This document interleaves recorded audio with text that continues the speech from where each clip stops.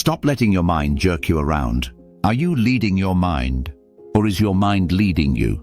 Most people are not aware that they are being led around like puppets, and they simply don't understand that the mind is the puppet master. We hear so much talk about mind control. The mind cannot be controlled. However, it can be used to your advantage. In his book, Living the Virtuous Life, Orville T. tells how to do just that.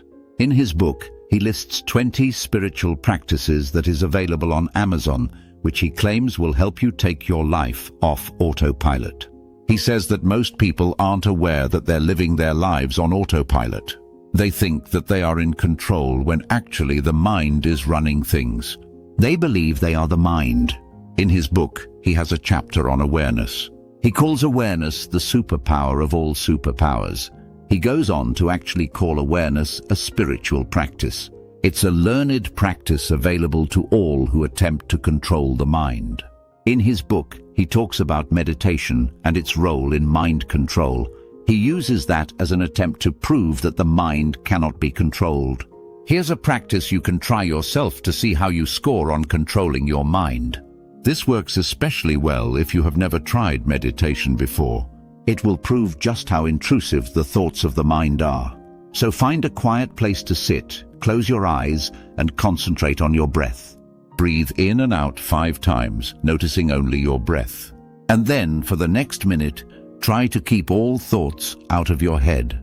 If you do that, you will find that you fail miserably. The truth is, you can't go for a few seconds without stopping your thought. People think that meditation is about mind control, but they soon understand that the mind can't be controlled. So back to using the mind. How can you use it to your advantage? That's where awareness comes in. How well do you know your mind? Have you ever studied it? Is it your friend or is it your enemy? Does it tell you the truth or does it lie to you? Does it lift you up or does it put you down? How aware are you of the misery it causes in your life? These are questions you must answer for yourself. No one else knows what's going on in your mind but you. No one hears the lies that your thoughts are telling you and the suffering they cause except you. It's with you 24/7 and it never stops. Even while you're asleep, it's still working. It never stops and it never takes a vacation. How aware are you of your mind? So the secret is in studying the mind. And to study the mind, you must become aware of its operations. Just take a moment and listen to how it talks to you. It's always telling you about something or somebody. It's judgmental, it's critical, and it's condemning. Am I telling you something that you don't already know? So, although the author doesn't list an order of the 20 practices in his book, he does indicate that awareness may be the most important of them all. Awareness is within your reach. And here are a couple of things that you can do to increase your awareness. First of all, start journaling, he says.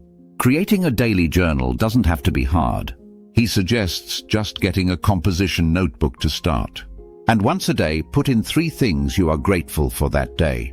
Then write about the things that affected you the day before or that day, especially things related to the mind. How are you doing with mind control?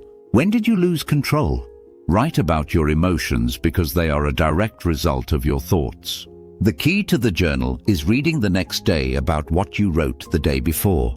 He talks more about that in his book. And secondly, start meditating at least 2 times a day, every day for 15 minutes each time.